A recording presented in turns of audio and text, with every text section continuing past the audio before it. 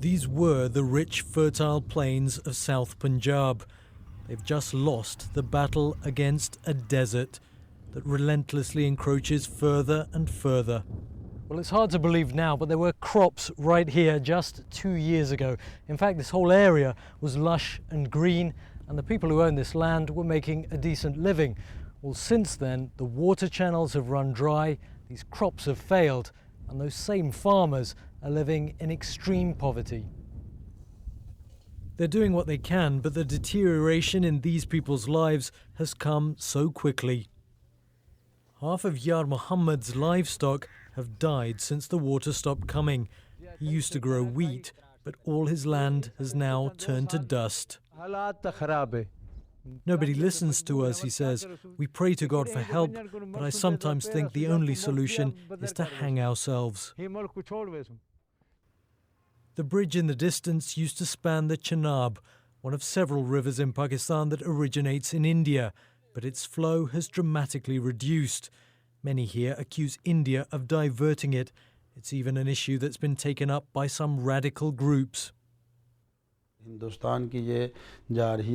This is water terrorism by India. Our agreements mean that they can use as much as they like of some rivers, but not others. They are diverting them all. I don't think the talks will work, and India will be responsible for the consequences. But there is still water coming into Pakistan, and a lot of it feeds the canal system here. But that means the authorities can allow water to flow to some areas and not to others.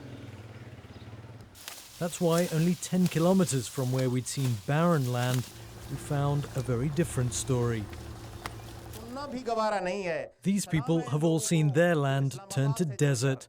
They've gathered not to blame India as much as the local politicians and feudal landlords who they think are helping themselves to Pakistan's water.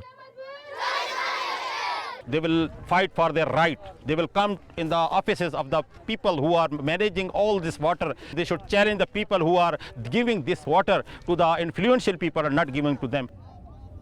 The message from these people to the Pakistani government is that it should challenge India if it is diverting water, but it also needs to look at how it treats its own people, because the way water is distributed here now is unfair and it's ruining lives.